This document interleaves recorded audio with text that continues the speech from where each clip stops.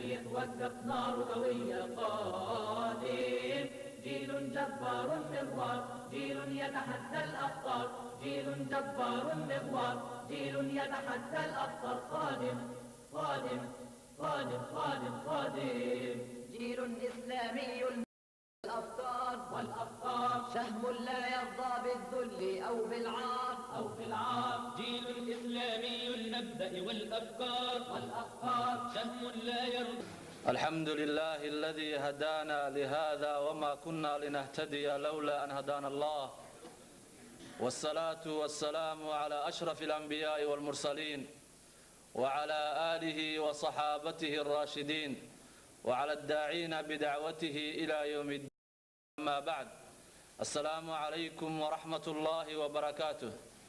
kusoo dhawaada walaalayaal mu'tamarkeenii shanaad ee soo qabanqaabiyeen tawfiiq islamic center Oslo, Norway. maanta oo ah maalintii afraad ee mu'tamarkeena iyo muxaadaradii koowaad, ciwaankeeduna waxa weeyaan quraanka iyo sayniska. waxaana inoo soo jeedin doonaa sheekheena Sheekh Mustafa Xaaji Ismaaciil. falyatafaddal mashkuuran maajuuran biidhnillah. بسم الله الرحمن الرحيم. الحمد لله رب العالمين، وصلى اللهم على النبي محمد وعلى آله وصحبه وسلم، وبعد، فسلام الله عليكم ورحمته وبركاته. موضوعا ولا لدو سوقرين والإعجاز العلمي في القرآن، أما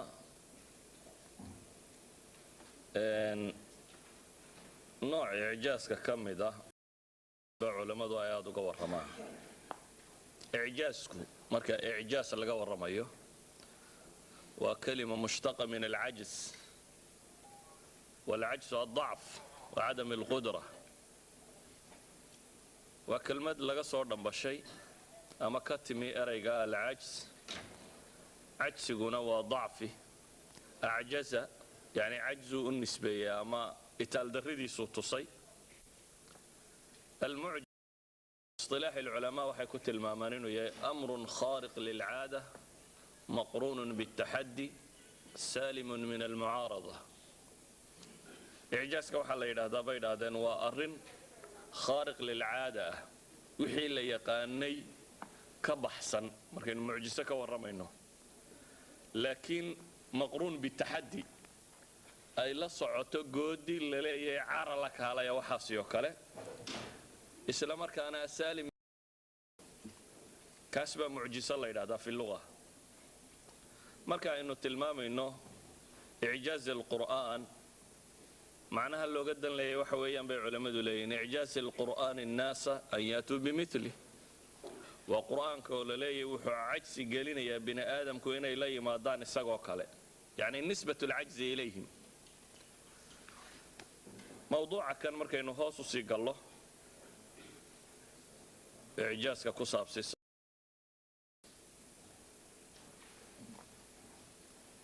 قرآنكو ومعجز. إلهي سبحانه وتعالى وقلت لك إنه النبي محمد صلوات الله وسلامه عليه عدينتي سيء النقضة.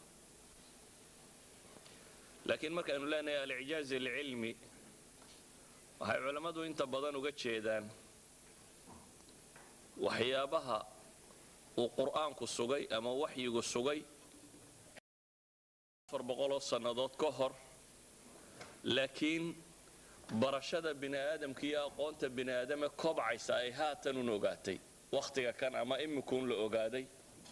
وهي عضين وطهي نبي محمد صلوات الله وسلامه عليه الرسالة ديسي سكلا عضين وط المامنا وحين وران كرنا باب كان ملاوا باب كي علماء دي هري قري تشرين ورجلين دلائل النبوة، يعني علماء دي هر كتب تربدا بيليين والله إذا دلائل النبوة waxyaabaha nebinimada nebi maxamed salawaatullaahi wasalaamu calayhi caddaynaya ay kaga warramayaan. halka kan waxaynu waxoogaa ka tilmaami doonaa mas'aladatan oo ah waxyaabaha caddaynaya nebi maxamed salawaatullaahi wasalaamu calayhi risaaladiisa. waayo nebi kasta oo ilaahay subxaanahu wa tacaala qoom u soo diro mucjiza la siin jiray.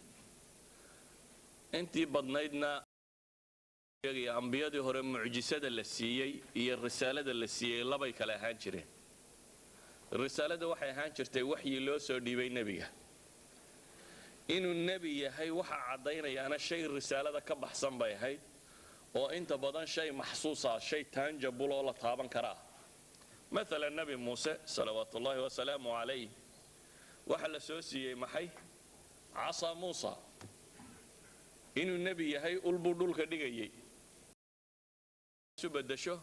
وحوالبا وسحر إياه وحي سمايان ودن عنيسي. إذا معجزة سوحي هيد أشطا هي على مضاك لا سقالك هاي القرآن قوة الماما يا وحي هاي المعجزات كي اللي سوسي كعنتو هالكن قالين يضو مدى بكل النوع كلابي سوى بحيسي. ومعجزات حسية لسوسي نبي الله موسى نبي عيسى صلوات الله وسلامه عليه وحل سوسي معجزة إحياء الموتى إنه إذا بإذن الله كوكا عمدا ينفط وكبحضا يوضب صقعه وحل سوسي إبراهيم والأبرص ميدان اندبا كودالا أما اندلا إنه إلهي إذا مكيكو اندفيقيه وإنه غبحان waxa la soo siiyay inuu abras daweeyo waxaas waxay ahayn mucjisaad maadiya mucjisaad xisiya mucjisaad la arki karo waxyigiina dhan baa loo soo siiyay waday آخر الرسالة والنبي محمد صلوات الله وسلامه عليه إلهي wuxuu siiyay sida imaam السيوطي tilmaamay mucjiza عقلية أو معجزة علمية أو أي شيء تسمى واحد doonta magacaw معجزة علمية. هاي علماء يدادن المعجزات كان بيد اللي معجزة ولما وحي ودق ميسي انت بدن عصر قاسي وحي ددكو وهيستي اما قومه يالي صلوات الله وسلامه عليه وحل سوسي معجزة علمية والرسالة دا لو سو ديبي لفتي ده ايا عدينيسا معجزة سيناء سكلا هدانو تلمامنا قرآنك بلفظه وبلاغه وبيانه بمعناه لبدا معجز بكيه قرآنك إرايدي سيبكيس اللغوي قايا قابك وشو ساريه هو معجز عرب وبيان تقاني أما في عربي كفاني سي أدب تربضا وعصرigaasi uu ahaa casri inta isu timaado fagaarayaar adabka la isugu faana lahayd fagaare arab oo dham inta isugu timaado markaas la isugu gabay dhigto reer waliba ninka ugu gabayaasan iyo ninka ugu aftahansan khudbad jeedin kara buu keeni jiray dabeetana waxa la isu dhigan jiray reerkii gabayga marka waqti bay ahayd casri carabi ay isugu faanto afka iyo bayaankiisa iyo fasaaxadiisa ilaahi subhanahu wa ta'ala quraan buu keenay gabay kasta iyo fasaaxa kasta iyo balaaqa kasta ka ijaas badan ka yaa badan leh binadmi sida uu qoran yahay wuxuu kale quraanku mucjiz ku yahay bimaanaa waxa uu sido ijaas cilmiya ba ku jira taariikh badan waanu nabi maxamed joogin waanu warka haynin oo xidid la lahayn ayuu ka waramay sidii uga waramay bay u dhacday taariikha soo socdo ka waramay xataa waqtiga hadda marka la joogay waxaan laba ogeyn bal ee waxaan ku jirin saadaash waxa jira wax bini aadamku uu saadaalin karo iyo waxaanu saadaalin karin oo aanu ka fakari karin wuxuu ka waramay waxyaabo aan laba saadaalin karin oo mustaqbalka dhici doona oo sidii uu uga waramay u dhacay waxa uu ka waramay quraanku معجزة تشريعية نبي أمية وحنا قرن وحنا أخرنين وبشرية قانون أيديك سنكرتو من أولها إلى آخرها سيدة أو دقية يعني تشريع أو سيدة قرانكو هي معجزة وح معجزة وح كستو معاني أو قرانكو كورمي سيدة درادت أي أنبياء هره معجزة دو وحي هيد dadkii markaa la joogay kuwa dambe waa loo warinayay dadkii markaa la joogay ayaa ku koobnay ee arkaya iyagu kuwa dambe waxa la lahaa waxaasuu nabigu sameeyay ka sii wariyay mid kale ka sii wariyay mid kale ka sii wariyay mid kale ka sii wariyay ilaa ay daciifto oo mucjisada raadkeedii uu yaraado iyo taatiirkay bini aadamku lahayd oo dadku marka ay diinta ka baxaan ama ay khalkhaliyaan kadib baa ilaahay rasuul kale oo mucjisadii iyo risaaladiiba cusboonaysiye la soo dirayay wallahi wa salaamu alayhi ilaahay wuxuu ugu talagalay inuu noqdo nebiga aan nebi ka dambaynin idan mucjisadiisuna waa inay noqotaa mucjiso aan mucjiso ka dambaynin maadaama uu yahay nebi aan nebi ka dambaynin waa inay mucjisadiisuna noqotaa mid iyana joogaysa oo waaraysa oo aan intii markaa aragtay oo qura ku salaysnayn ee la waaraysa ilaa ya inta risaalada tan ay joogayso saa daraaddeed baa ilaahay subxaana wa tacaala qur-aan buu soo siiyey qul ayu shayin akbaru shahaada qul illahu shahiidun baynii wa baynakum وأوحي إلي هذا القرآن لأنذركم به ومن بلغ لأنذركم به إلهي وحولي لأنذركم به إيا ومن بلغ عد كستاء وقارة كم بالله طلق لي إنه نقضم معجسديسي لكن الله يشهد بما أنزل إليك أنزله علمه إلهي باك أغمر خاتك عيبا ليلي وحا أسود الشيء أو كوسو waxaanu kaaga markhaati kacayaa anzalahu bicilmi aqoon baa alla ku soo dejiyey subxaana wa tacaala aqoontaasaa maraga oo markhaatiyo oo kuu furaysa inaad ilaahay subxaana wa tacaala nebigiisii tahay sidaa awgeed ayaa dariska aynu maanta tilmaamaynaa wuxuu ku saabsiisan yahay in uu qur-aanku mucjisadii nebi moxamed yahay salawaatu ullahi wasalaamu calayh فإن لم يستجيبوا لكم فاعلموا بعلم الله أنما أنزل بعلم الله إله سبحانه وتعالى عركا إيا نلكا بأبوري مخلوقات كودن أق أيا أقونتي سيكسو دشيي كتاب القرآن كا إلهي وحلي قل أنزله الذي يعلم السر في السماوات والأرض قرآن كا واحد سو دشيي إله أق السر في السماوات والأرض إذن علمية أو نبأة أو عركة إيا السمد اللي أقادا وين يوافق ذا حقائق دي علمي هيدا قرآن كسوغي وأي قرآن كان يوحو كي من ربي جي أقام حي السر في السماوات والأرض سرت عركة إيا نولك بكتشرتا الله أك سبحانه وتعالى نبي محمد صلوات الله وسلامه عليه sida awgeed ayuu waxa uu yidhi ما من الأنبياء نبي إلا أعطي من الآيات ما مثله آمن عليه البشر نبي كم إذا نبي يدي قهري مجر إلى إلهي وحسيي آياتك وحي بشر ككر مايا يعني معجزات با إلهي سوسي سبحانه وتعالى بني آدم كوي كر ماينيان وإلا أدان معجزة شرين تاني ولبا النبي وشيغان لا ددكنا لما كلا سارين تاني جيرين waxa cadeynayeen kana nabiye kana beenalayay nin waliba de nabinimada waa iska sheegan laha nabiye badan oo been dad soo sheegtayna waa jiraan wayna jiraan wax lagu kala cadeyn karo inuu kana nabi yahay kana beenalayay sadaradeed buu nabigu wuxuu leeyahay ilaahay nabi kasta wuxuu soo siiyay mucjizaad ama aayaat ma mithlihi amana alayhi albashar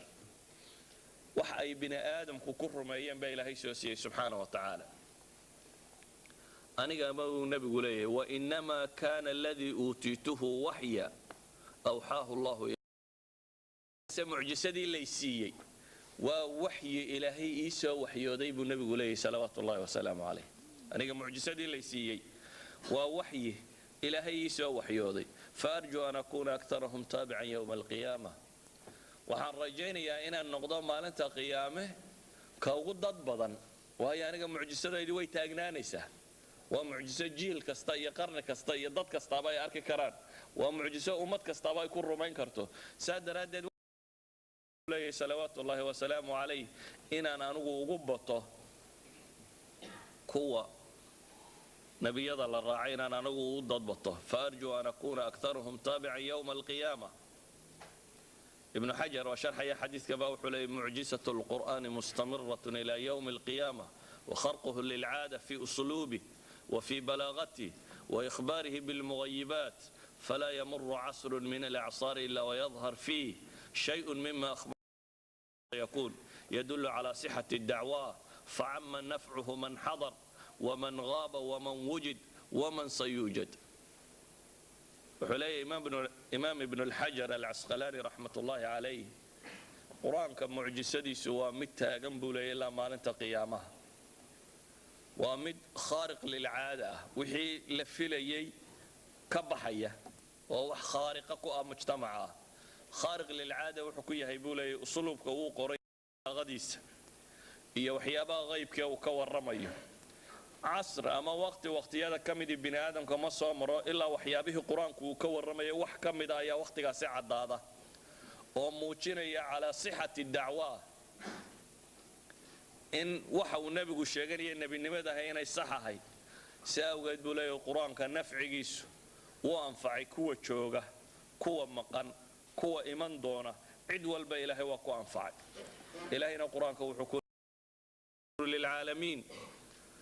ولتعلمن نبأه بعد حين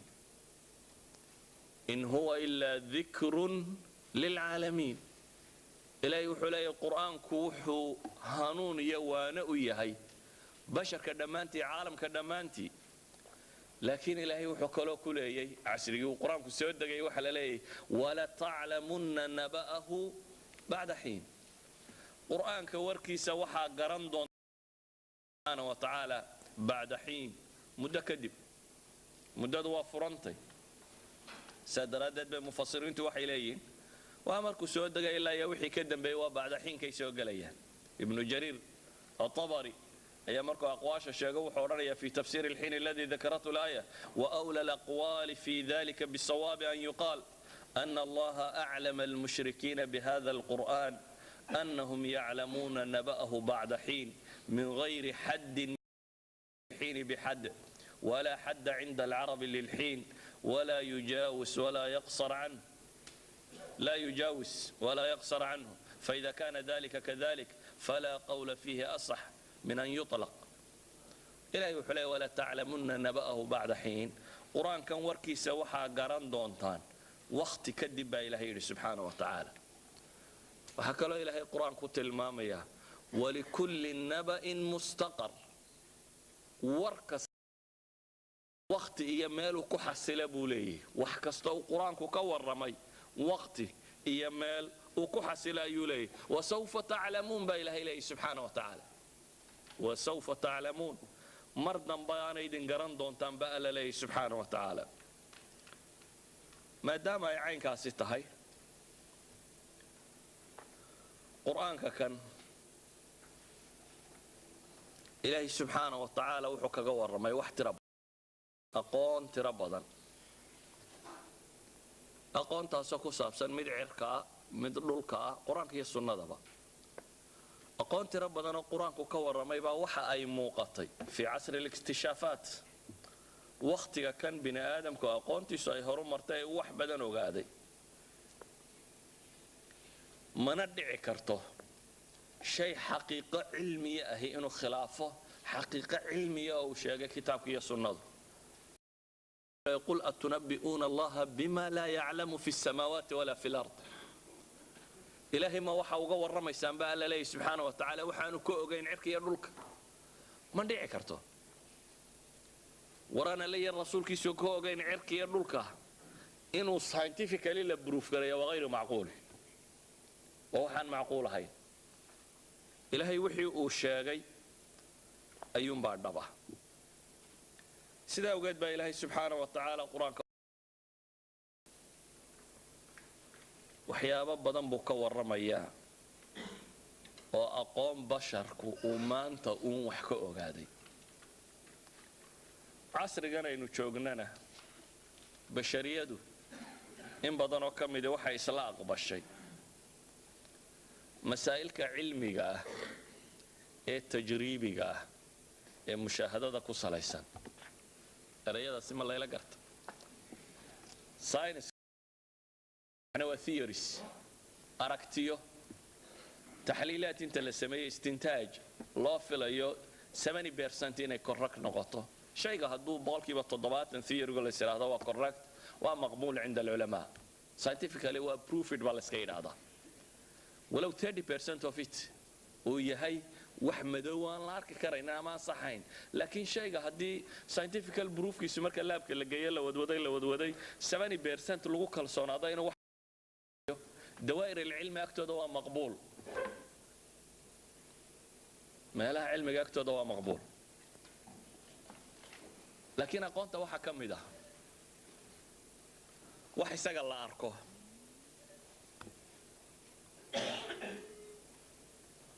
aqoomaha nooca kana ee laabka gala ee dariiqa loo raaca leh waxa ay ku salaysayiin wax uu basharku aqbalo iyadoo aan loo eegin cidda tidhi يعني waxyaabahan jaamacaadka ama scienceska maanta la sheego waa laba qaybood qayb wuxuu yeeshaa suuradda ama hadhka ninku waxa uu rumaysan yahay ama gabadha waxay rumaysan qofku wuxuu rumaysan yahay mahma lagu yiraahdo waa shay cilmi iyo khubara sheegtay haddana wuxuu qofka kan oo ah mabaadi'dii uu rumaysnaaba ka dhex muuqata مثلا ninka laftiiska ah shuuci ama shuuci xigeen kaag dhow kuwa bidixda yiraahdaan ninka ah markuu dhaqaalaha ka warramayo dhaqaalahaasi wuxuu yeelanayaa maxay khabiir dhaqaalaha aado laakiin dhaqaalahani wuxuu leeyahay suurad ninkan maskaxdiisa ku jirto ah maxay suuradda laftiiska waa dhaqaalihii qolada bidixdu qaabkay uga warrami jireen ama u qaaban jireen cagsigeeda markuu yahay ninka kapitaliska ama midigta ahi ee dhaqaale ka warramaya ama politics ka warramaya ama qofku waxa uu rumaysan yahay ma dhaafo laakiin waxa laabka gala ee more scientific ahi ma kala laha qofku wuxuu rumaysan yahay kuma xidhna مثلا xisaabta miyaa ku aragteen wax la yiraahdo waa laftiiska sidaa leh iyo bidixda caynkan qabta iyo midigta caynkan qaba iyo culimada yahuudda sidaa qabta caynkan ka yiri why maxay u yeelan weyde يعني هو فيجرس أنا أقبل كرين عقائد كله تجربة لاب كصوب حدا إلا ما يرادو تجربة دم بوديس بكدم بيجي واسكم هدو بوديس كدم بيجي هي هدو يهودي كدم بيجي هدو كريستيان كدم بيجي هدو مسلم كدم بيجي scientifically سكوسيبه وصوب حيسا لكن human sciences كي يوحلا ميدا تاريخ دا بوليسيكا آرتكا وحا هدو يهي عدو كتمي سوركيدي بو ودتا تاس iyadu la isku diidana idan bashariyadu maanta qayb bay ogashay inuu cilmi xiyaadiye yahay qaybna ma ogola qayb bay ogashay inuu cilmi xiyaadiye yahay oo waa qaybtaasi laboratoryga intay gasho la arko ee taxta tajriba hoos timaada qaybtaasi bini aadamku wuxuu aqbalay inay xakam noqon karto inay wax dadka u dhaxeeyato waxna lagu buruuf lagu disproof gareyn karo waxna lagu cadeyn karo waxna lagu dubin karo ayaa casriga kan la aqbalay quraanku marka nabi muhammad ku soo degay salawaatullaahi wa salaamu alayhi 14 qarni ka hor ayaa waxa uu qorayaa masaa'il basharku dhawaan uu ogaaday kadib laabkan iyo mijharkan ama microscope-badatan iyo qalab baadho scientifically markay koreen wax hadda la gartay ayuu quraanku wuxuu ka warramayaa 14 qarni ka hor taasi bay culimadu leeyihiin waxay daliil cad u tahay inuu waxa kan yahay waxyi ku soo degay nabi muhammad ee aanu ahayn nabi muhammad iyo casrigiisii wax la ogaan karayayba إذن ونوع كميدا معجزات كقرآن سيدا وجد هي مثلا العالم الإسلامي هيئة بيلاده هيئة الإعجاز العلمي في القرآن والسنة إعجاز كعلم هي قرآن هي السنة كصابسان ساينتيفيكا مثلا شيخ زنداني مركو مدحدا كان هنجري هيئة داسي وحيسما ينبحوث وتربضان له waxaa jirta 14 nin oo khubarada dunida ee la tilmaamo ah oo cid waliba fanni gaar ah khabiir ku tahay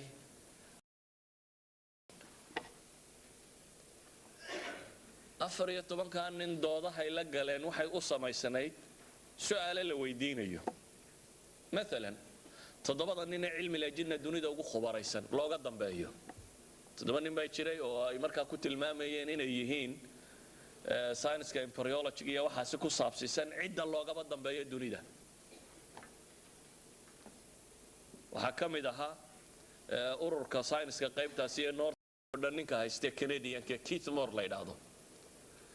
Keith Moore wuxuu leeyahay book human development ama human embryology-ga buugiisa la yiraahdo sideed luqad ku qorayay mostly jaamacaadka dunida